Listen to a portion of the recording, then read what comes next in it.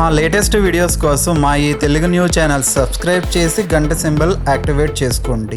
2024లో October 17వ తేదీన ఆశ్వీజ యుజ పౌర్ణమి రాబోతోంది. ఈ ఆశ్వీజ యుజ పౌర్ణమికే కోజాగరి పౌర్ణమి అని పేరు. అయితే ఎంతో పవిత్రమైన ఈ పౌర్ణమి రోజున ఈ చెట్టును తాకితే చాలు కోట్ల వర్షం కురుస్తుంది.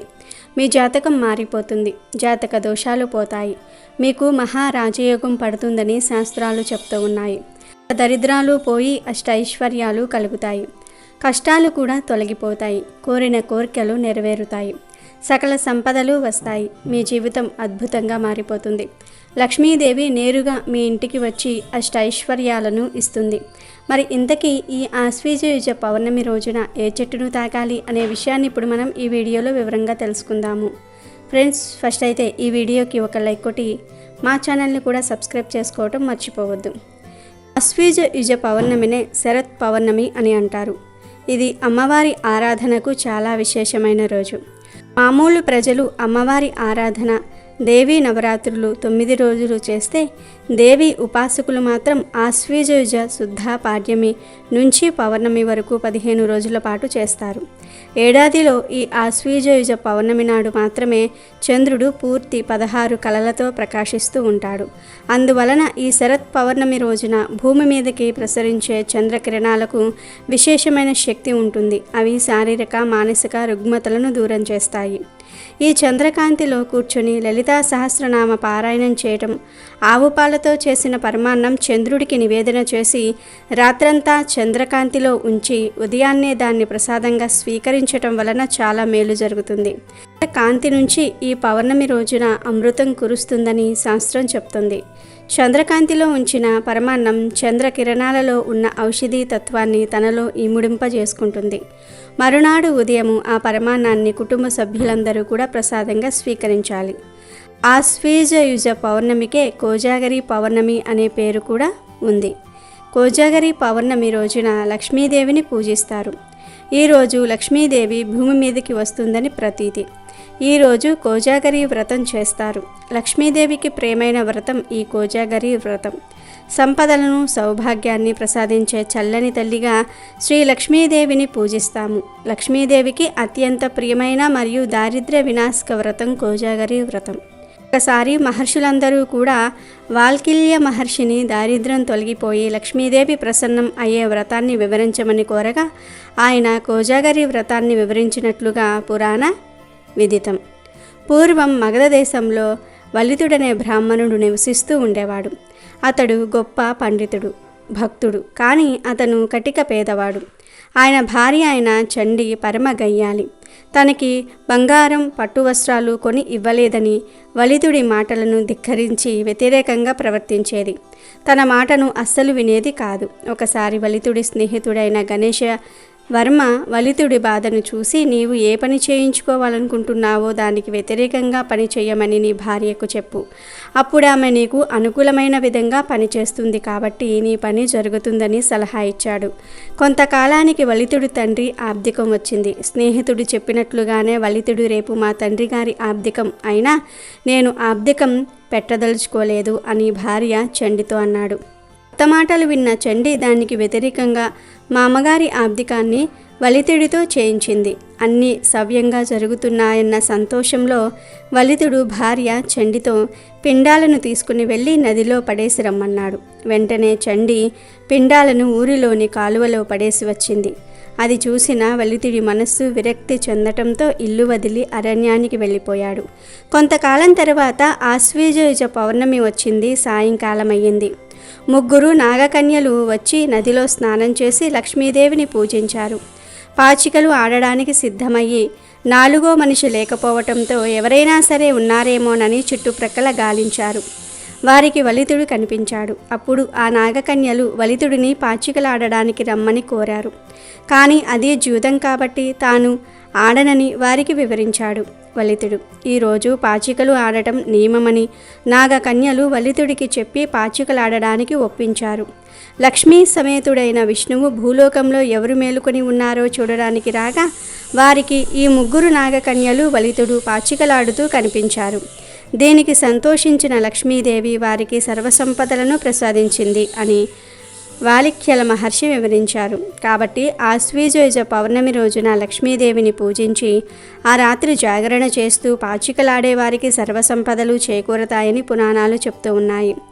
ఈ పౌర్ణమి రోజు రాత్రి వేళల్లో లక్ష్మీదేవి ఆకాశ మార్గాన ప్రయాణిస్తూ తన వ్రతాన్ని ఆచరించిన భక్తులను అనుగ్రహిస్తూ వెళ్తుంది. అమ్మవారు కటాక్షం కారణంగా దారిద్ర బాధలు తొలగిపోతాయి, సిరి సంపదలు చేకూరతాయి. అంతేకాదు ఇదే రోజు మన రాష్ట్రంలో కొన్ని ప్రాంతాలలో గొంతెమ్మ పండుగను చేస్తారు. కుంతి మహేశ్వరిని పూజిస్తూ ఉంటారు. అరిసెలు, అప్పములు, కూరలను నైవేద్యంగా సమర్పిస్తూ ఉంటారు. ఎంతో పవిత్రమైన ఈ కోజాగరి పౌర్ణమి రోజున ఒక ప్రత్యేకమైన చెట్టును తాకితే చాలు మీ జాతకం మారిపోతుందని శాస్త్రాలు చెప్తూ ఉన్నాయి. హిందువులు అన్ని జీవుల్లోనూ కూడా దేవుణ్ణి చూస్తారు. అందువలనే ఆవులు వంటివి పూజనీయ జంతువులయ్యాయి.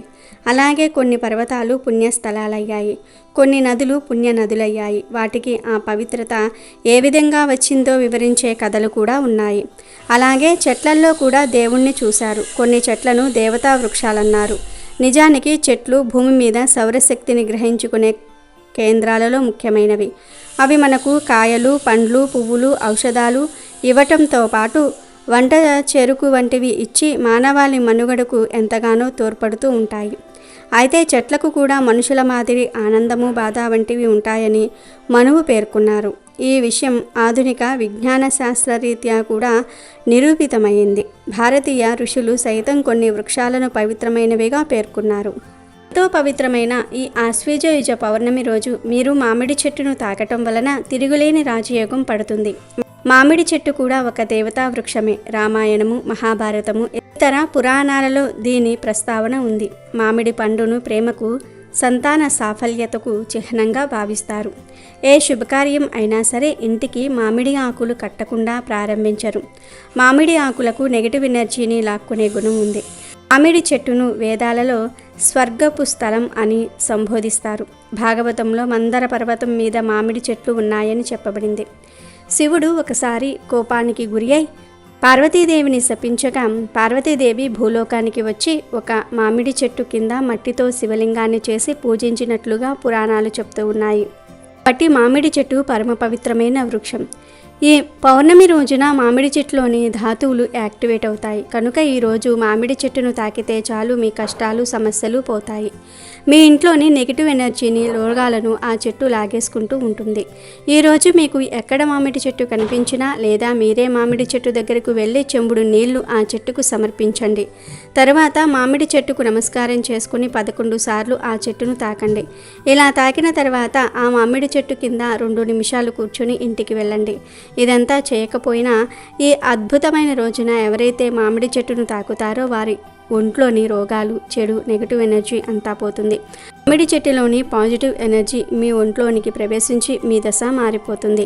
సకల దేవతల అనుగ్రహం లభిస్తుంది. మీ జాతక దోషాలు కూడా పోతాయి.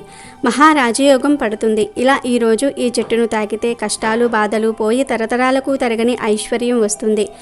కనుక అందరూ కూడా ఈ పౌర్ణమి రోజు మామిడి చెట్టును తాకి కష్టాలన్నిటినీ కూడా తొలగించుకుని సకల సంపదలను పొంది సంతోషంగా జీవించండి. ఈ పౌర్ణమి సందర్భంగా పౌర్ణమి, అమావాస్య, అక్కా చెల్లిళ్ళ కథను వింటే మీ సుడి తిరిగిపోతుంది. నక్కతోక తొక్కినట్లు పట్టిందల్లా బంగారం అవుతుంది. ఒక రాజ్యంలో ఒక రాజు, ఒక రాణి ఉండేవారు. ఆయనకు 2 కుమార్తెలు, 2 కుమారులు ఉన్నారు. ఒక కుమార్తె పేరు అమావాస్య, మరొక కుమార్తె పేరు పౌర్ణమి. పౌర్ణమి చాలా భక్తి కలిగి ఉండేది. ఎప్పుడూ కూడా గోవులకు సేవలను చేస్తూ ఉండేది. తానే అన్ని పనులను చేసేది. అమావాస్య మాత్రం ఎప్పుడూ కూడా ఏ పూజలు చేయడానికి ఆసక్తి చూపించేది కాదు. ఆమె ఎప్పుడూ కూడా దైవ ప్రార్థన చేయలేదు.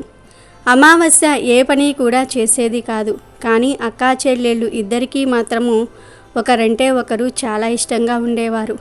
కానీ పూర్ణిమ అంటే రాజుకు, రాణికి అంత ఇష్టం ఉండేది కాదు. వారిద్దరూ కూడా అమావాస్యని ఎక్కువగా ప్రేమగా చూసేవారు. తన కొడుకులిద్దరిని కూడా ప్రేమగా చూసుకునేవారు. తన కొడుకుల విషయంలోనే ఎక్కువ శ్రద్ధను తీసుకుంటూ ఉండేవారు. కాలం గడిచే కొద్దీ రాజుగారి పిల్లలు పెరిగి పెద్దయ్యారు. రాజదంపతులు, రాజకుమారులు ఇద్దరికీ కూడా వివాహాన్ని చేశాడు. కుమార్తెలకు కూడా వివాహం చేయాలని నిర్ణయించుకున్నాడు. అప్పుడు రాణి రాజుతో ఇలా చెప్తుంది, చూడండి, పూర్ణిమ ఎప్పుడూ కూడా ఎక్కువగా పనిచేయడానికి ఇష్టపడుతుంది, గోసేవ చేయడానికి ఇష్టపడుతుంది, భజనలు కీర్తనలు అంటూ ఉంటుంది. అందువలన ఆమెకు ఎవరైనా పేదింటి అబ్బాయిని చూసి పెళ్లి చేయమని చెప్తుంది. ఎందుకంటే ధనవంతుల కుటుంబంలోనికి వెళ్ళినట్లయితే ఇవన్నీ చేయడానికి కుదరదు. కాబట్టి మనం పౌర్ణమిని పేద ఇంటికి పంపిద్దాం అంటుంది. దానికి రాజు కూడా సరే అని చెప్పి సంబంధాలు వెతకటం మొదలుపెట్టాడు. చివరికి రాజు పూర్ణిమకు ఒక పేదింటి అబ్బాయితో వివాహాన్ని ఖాయం చేశాడు. ఇక ఇప్పుడు రాణి ఇలా అంటుంది, మహారాజా, అమావాస్యకు కూడా మనము వివాహాన్ని చేద్దాము. అక్కా చెల్లెళ్ళు ఇద్దరికీ కలిపి పెళ్లి చేయండి అని చెప్పింది. అప్పుడు రాజుగారు అదే గ్రామానికి చెందిన వేరొక రాజకుమారుడితో అమావాస్యకు వివాహాన్ని కుదిరించాడు. రాజు రాణికి అమావాస్యకు రాజకుమారుడితో వివాహం కుదిరిందని చెప్పగానే చాలా సంతోషించి, అప్పుడు ఆమె మనసులో ఎలా అనుకుంటుంది, పేద ఇంట్లో పూర్ణిమ ఎలా ఉంటుందో ఇప్పుడు చూస్తాను.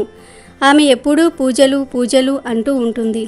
ఆమెకు దేవుడు ఎలా సహాయం చేస్తాడో చూద్దాము అని అనుకుంటుంది. సమయం రాగానే రాజుగారు తన ఇద్దరు కుమార్తెలకు కూడా వివాహాన్ని చేశాడు. అమావాస్యకు చాలా సంపదను కూడా ఇచ్చాడు. కానీ పూర్ణిమకు మాత్రము ఏమీ ఇవ్వలేదు. వారి సోదరులు అమావాస్యను మరియు పూర్ణిమను చాలా ప్రేమగా చూసుకుంటూ ఉండేవారు. కానీ అమావాస్య మాత్రము వదినగార్లపై ఎప్పుడూ కూడా పెత్తనాన్ని చలాయిస్తూ ఉండేది. పౌర్ణమి మాత్రం ప్రతి పనిలోనూ కూడా వాళ్లకు సహాయాన్ని చేస్తూ ఉండేది. పెళ్ళయ్యాక అమావాస్య పూర్ణిమ ఇద్దరూ కూడా తమ అత్తగారింటికి వెళ్ళిపోయారు. ఒకసారి అమావాస్య తమ ఇంట్లో శివ పూజను ఏర్పాటు చేసుకుంది. ఆ పూజకు ఊర్లో అందరినీ పిలిచింది. కానీ తన సోదరి పౌర్ణమిని మాత్రం పిలవలేదు. పౌర్ణమి తన ఇంటి గుమ్మం దగ్గరే కూర్చుని ఉంది. అప్పుడు కొందరు ఆడవాళ్లు పౌర్ణమితో, మీ చెల్లెలు ఇంట్లో ఈరోజు ఈశ్వర పూజ జరుగుతోంది, నువ్వు రావా అని అడిగారు. అప్పుడు పౌర్ణమి ఇలా చెప్తుంది, మా చెల్లి నన్ను పిలవలేదు, నేను ఎలా వెళ్ళను అని అంటుంది. అప్పుడు ఆ మహిళలు, దైవ పూజ జరుగుతున్నప్పుడు ఎవరూ పిలవాలని ఏమీ లేదు, ఎవరైనా సరే వెళ్ళవచ్చు, అందువలన నువ్వు కూడా మాతో రమ్మని పిలిచారు. దాంతో పౌర్ణమి ఆ పూజకు వెళ్ళింది. అమావాస్య పౌర్ణమిని చూసి, నేను నిన్ను పిలవలేదు కదా, నా ఇంటికి ఎందుకు వచ్చావు అని కోపంగా అడుగుతుంది. వస్తే వచ్చావు కానీ నిశ్శబ్దంగా ఒక చోట కూర్చుని ఉండు, అటూ ఇటూ తిరగకు అని చెప్పింది. పౌర్ణమి పేదరికం గురించి ఎగతాళి చేసింది. పూర్ణిమ కళ్ళల్లో నుండి నీళ్లు ప్రవహించాయి. ఆమె శివుణ్ణి ప్రార్థించటం ప్రారంభించింది. ఓ మహాదేవ, నువ్వు నా పట్ల ఎప్పుడు దయ చూపిస్తావు? నేను చేసిన తప్పేమిటి? పూజలు చేయటం నా తప్ప, పని చేయటం నా తప్ప, దేవుడు ఎప్పుడు నన్ను కరుణిస్తాడు అనుకుంటూ ఆమె దేవుణ్ణి వేడుకుంటూనే ఉంది. ఆ శివ పూజ మొత్తం కూడా పూర్తయిపోయింది. అమావాస్య అందరికీ కూడా ప్రసాదాన్ని ఇచ్చింది. కానీ పౌర్ణమికి మాత్రం ఏమీ ఇవ్వలేదు. దాంతో పౌర్ణమి అక్కడి నుండి తిరిగి వచ్చేసింది. ఆమె దారిలో ఇలా అనుకుంటుంది, నేను ఇప్పుడు ప్రసాదాన్ని తీసుకొని వెళ్లకుండా ఇంటికి వెళ్ళినట్లయితే నా పిల్లలు ప్రసాదాన్ని అడుగుతారు. అప్పుడు నేను వారికి ఏ సమాధానం చెప్పాలి అని బాధపడింది. తర్వాత ఆమె అన్నా వదినల దగ్గరకు వెళ్ళాలి అని అనుకుంది. ఇంటికి వెళ్ళి తన భర్తలో పిల్లలతో అన్నగారి ఇంటికి వెళ్ళి వస్తాను అని చెప్పి అన్నగారింటికి బయలుదేరింది. పౌర్ణమి అలా నడుచుకుంటూ వెళ్తూ ఉండగా దారిలో ఒక తులసి చెట్టు కనిపించింది. అక్కడ ఒక వృద్ధురాలు కూర్చొని ఉంది. ఆ ముసలి ఆవిడ పౌర్ణమిని ఆపి, అమ్మా, నువ్వు ఎవరు, ఎక్కడికి వెళ్తున్నావు అని అడిగింది. ఆమె అడిగిన ప్రశ్నలకు పూర్ణిమ తన గురించి ఇలా వివరణ ఇచ్చింది. తనను తను పరిచయం చేసుకుంది. అప్పుడు ఆ ముసలి తల్లి ఇలా అంటుంది, అమ్మా చూడు, ఈ తులసి మొక్క ఎండిపోతుంది, అందులో కొద్దిగా నీటిని పొయ్యమని చెప్పి ఇక్కడ ప్రదేశాన్ని అంతా కూడా శుభ్రం చేయమని చెప్పింది. తనకు స్నానానికి నీళ్లు కూడా తోడమని చెప్పింది. పౌర్ణమి దయతో సరే అని చెప్పి ఆ ప్రదేశాన్నంతా కూడా శుభ్రం చేసింది. ముసలి అవ్వ స్నానం చేయడానికి నీటిని కూడా ఏర్పాటు చేసింది. ఆమె పాదాలను నొక్కింది. అన్ని పనులు అయిపోయిన తర్వాత, వేరే ఏమైనా పని ఉందా అమ్మా అని అడిగింది. ఏమీ లేదని చెప్పి ఆమె పౌర్ణమికి తన ఆశీర్వాదాలను ఇచ్చింది. పౌర్ణమి ఇంకొద్దిగా ముందుకు వెళ్ళింది. ఇంకొంచెం ముందుకు వెళ్ళేసరికి తనకు ఒక గుడి కనిపించింది. ఆ గుడి దగ్గర ఒక సాధువు కూర్చుని ఉన్నాడు. ఆ సాధువు మరెవరో కాదు, దేవుళ్ళకే దేవుడు మహాదేవుడే. అక్కడ కూర్చుని ఉన్నాడు. ఆయన పౌర్ణమిని ఆపి ఇలా అడుగుతాడు, తల్లి, నువ్వు ఎవరు, ఎక్కడికి వెళ్తున్నావు అని అడిగాడు. పౌర్ణమి తన గురించి వివరణ ఇచ్చి నేను మా అన్నా వదినల దగ్గరకు వెళ్తున్నాను అని చెప్పింది. అప్పుడు ఆ ముసలి బాబా వేషంలో ఉన్న పరమేశ్వరుడు, తల్లి ఈ గుడిని కొద్దిగా శుభ్రం చేస్తావా అని అడిగాడు. దానికి పౌర్ణమి సరే చేస్తాను అని చెప్పి ఆ గుడిని శుభ్రం చేసింది. ఇంకా ఆ సాధువుకు కూడా సేవలు చేసింది. అప్పుడు పరమేశ్వరుడు రూపంలో ఉన్న ఆ సాధువు పౌర్ణమికి ఆశీర్వాదాలు ఇచ్చారు. ఆమె ఇంకొద్దిగా ముందుకు వెళ్ళింది. ఇంకొంచెం ముందుకు వెళ్ళేసరికి అక్కడ కాళీమాత ఆలయం కనిపించింది. తను ఆ కాళీమాత గుడి దగ్గరకు వెళ్ళేసరికి అక్కడ ఒక ముసలి అవ్వ కనిపించింది. ఆమె పౌర్ణమిని పిలిచి, చూడమ్మా, ప్రతి ఒక్కరూ కూడా గుడికి వస్తున్నారు, వెళ్ళిపోతూ ఉన్నారు, కానీ ఎవ్వరూ ఈ గుడిని శుభ్రం చేయటం లేదు. చూడు ఎంత మురికిగా ఉందో, కాస్త ఈ గుడిని శుభ్రం చేస్తావా అని అడిగింది. దానికి పౌర్ణమి సరే అమ్మా, అలాగే చేస్తాను అని చెప్పి తన గుడిని మొత్తం కూడా శుభ్రం చేసింది. శుభ్రం చేసి కాళీమాతకు పూజలు చేసుకుంది. పూజలు చేసుకుని ఆమె మళ్ళీ బయలుదేరింది. ఇంకొద్దిగా ముందుకు వెళ్ళేసరికి ఒక నది వచ్చింది. ఆ నది దగ్గర ఒక ముసలి అవ్వ కూర్చుని ఉంది. ఆ ముసలి అవ్వ రూపంలో ఉన్నది మరెవరో కాదు, ఆమె గంగామాత. గంగామాత పౌర్ణమితో ఇలా చెప్తోంది, చూడు తల్లి, ప్రతి ఒక్కరూ కూడా ఈ నదిలోనికి దిగి స్నానం చేస్తున్నారు, వెళ్ళిపోతూ ఉన్నారు. ఇక్కడ అంతా కూడా చాలా మురికిగా ఉంది. పైన ప్రదేశం అంతా కూడా చాలా మురికిగా చేశారు. చెత్తంతా పేరుకుపోయింది. ఇదంతా శుభ్రం చేస్తావా అని అడిగింది. దానికి పౌర్ణమి అలాగే చేస్తాను అని చెప్పి ఆ ప్రదేశాన్నంతా కూడా శుభ్రం చేసింది. శుభ్రం చేసిన తర్వాత అక్కడే ఉన్న నావలో కూర్చుని తను ఆ నావ దాటి అవతల వద్దకు వెళ్ళి తన అన్న ఇంటికి వెళ్ళింది. అన్నా వదిన గార్ల ఇంటికి వెళ్ళేసరికి పౌర్ణమి రాకకు వారు చాలా సంతోషపడ్డారు. ఆ రోజంతా కూడా వారు పౌర్ణమితో మంచిగా కబుర్లు చెప్పుకుంటూ ఉన్నారు. రాత్రి అయింది. పౌర్ణమి వాళ్ళ ఇంట్లోనే నిద్రపోయింది. ఉదయం లేచి పౌర్ణమి నేను వెళ్ళి వస్తాను అని చెప్పేసరికి వదినగారులు తనకు ఎరుపు రంగు చీరను ఇచ్చారు. ఆ చీరను కట్టుకుని వెళ్ళమని చెప్పారు. సరే అని చెప్పి పౌర్ణమి ఆ చీరను కట్టుకుంది. అక్కడ నుండి బయలుదేరుతూ ఉంటే వదినగారులిద్దరూ కూడా ఒక సంచిని తనకు ఇచ్చారు. ఆ సంచిని తీసుకుని వెళ్ళమని చెప్పారు. ఆమె సంచిని తీసుకుని బయలుదేరింది. మళ్ళీ అదే నావ ఎక్కి మళ్ళీ యువతల గట్టుకు వచ్చింది. వచ్చి అక్కడ గంగామాత కూర్చుని ఉంది కదా, గంగామాత కూడా పౌర్ణమికి ఒక సంచిని ఇచ్చింది. తను ఆ రెండవ సంచిని కూడా తీసుకుంది. పౌర్ణమి ఇంకొద్దిగా ముందుకు వచ్చేసరికి కాళీమాత ఆలయం కనిపించింది. అక్కడ ఉన్న ముసలి అవ్వ కూడా పౌర్ణమికి ఇంకొక సంచిని ఇచ్చింది. ఆ సంచిని కూడా తీసుకొని పౌర్ణమి ఇంకా ముందుకు బయలుదేరింది. ఇంకా కొంచెం ముందుకు వెళ్ళేసరికి తులసీమాత వచ్చింది. అక్కడ కూడా పౌర్ణమికి తులసీమాత దగ్గర ఉన్న ముసలి అవ్వ ఇంకొక సంచిని ఇచ్చింది. అన్నిటినీ తీసుకొని పౌర్ణమి తన ఇంటికి చేరుకుంది. ఇంటికి చేరుకున్న తర్వాత తను అన్నా వదినలు ఇచ్చిన సంచిని ముందుగా విప్పింది. దానిలో మిఠాయిలు ఉన్నాయి, ఇంకా కొత్త బట్టలు ఉన్నాయి. వాటిని తీసి మిఠాయిలను తన పిల్లలకు ఇచ్చింది. కొత్త బట్టలను తన పిల్లలకు ఇచ్చింది. తర్వాత గంగామాత ఇచ్చిన సంచిని తెరిచింది. ఆ సంచి నిండా కూడా బంగారంతో నిండి ఉంది. అది చూసి పౌర్ణమి చాలా ఆశ్చర్యపోయింది.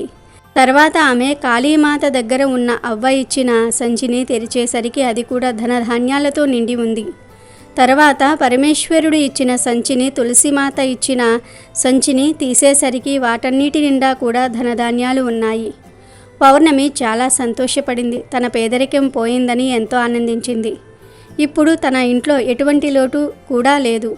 తను చాలా సంతోషంగా జీవిస్తుంది. కొన్ని రోజులు గడిచిన తర్వాత పౌర్ణమి ఇంట్లో శివపూజను ఏర్పాటు చేసుకోవాలి అని అనుకుంది.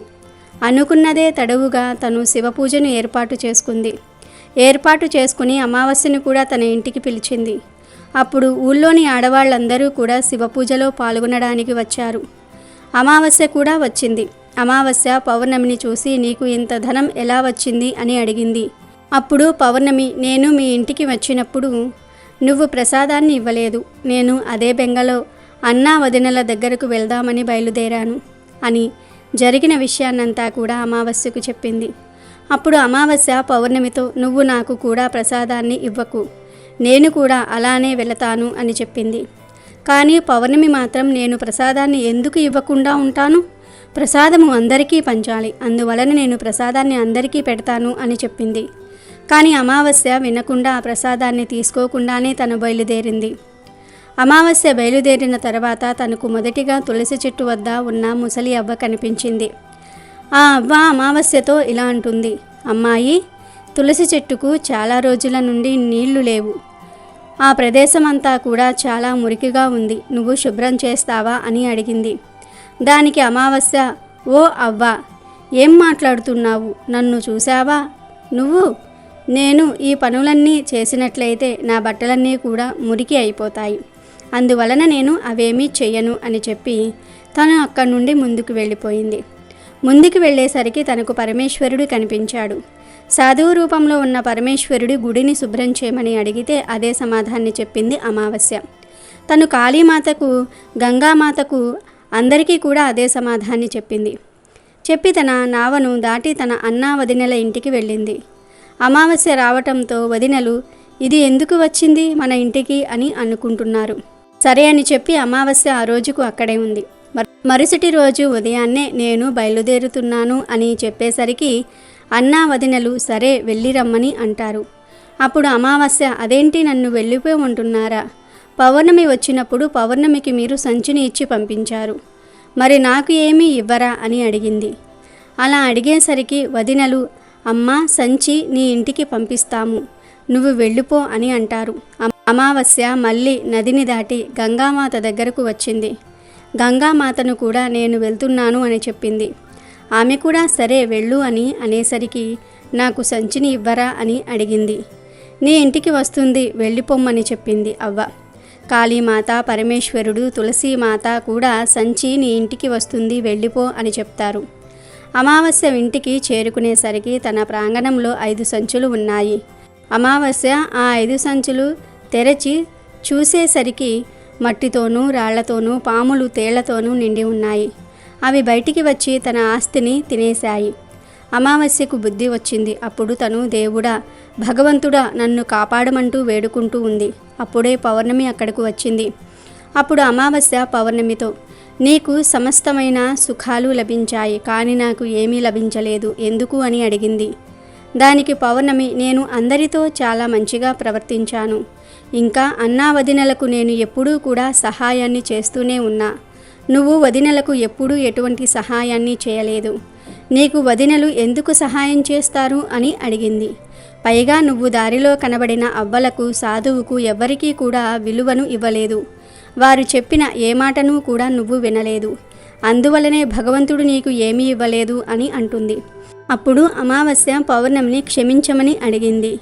ఇదంతా కూడా తెలిసి తెలియకుండానే జరిగిపోయింది అని చెప్పింది.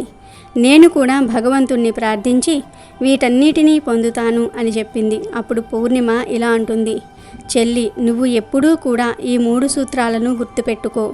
ఈ సూత్రము అందరిపైన కూడా దయ కలిగి ఉండాలి. ప్రతిరోజు కూడా 108 సార్లు ఓం నమఃశివాయ అనే మంత్రాన్ని జపిస్తూనే ఉండు. 3వ సూత్రంగా ఎప్పుడూ ఎవరినీ కూడా బాధ పెట్టకూడదు. మంచి కర్మలనే చేస్తూ ఉండాలి. ఈ 3 సూత్రాలను ఎప్పుడూ కూడా పాటిస్తూ ఉండాలి. వాటిని ఎప్పుడూ కూడా మనసులో ఉంచుకోవాలి. నేను మంచి మనస్సుతో భగవంతుణ్ణి ప్రార్థించాను. అందరికీ కూడా సహాయాన్ని చేశాను. అందరి పనులను చేశాను. అందువలనే నాకు అన్నీ లభించాయి. నీ దగ్గర ఏమున్నాయో అవన్నీ కూడా పోగొట్టుకున్నావు అని అంది. అప్పుడు అమావాస్య బుద్ధి తెచ్చుకొని ఇంటికి వెళ్ళింది. అప్పటి నుండి ఇంట్లో పూజలు చేయటం ప్రారంభించింది. రోజు పరమేశ్వరుని క్షమాపణ అడగటం మొదలుపెట్టింది. కాబట్టి ఎప్పుడూ కూడా మంచి కర్మలను చేయాలి అనే విషయాన్ని ఈ కథ ద్వారా గ్రహించాలి. అమెజాన్లో బెస్ట్ డిస్కౌంట్స్ కోసం వీడియో డిస్క్రిప్షన్లో లింకు ఉంది, చూడండి. అలాగే మా టెలిగ్రామ్ ఛానల్ సబ్స్క్రైబ్ చేసుకోండి.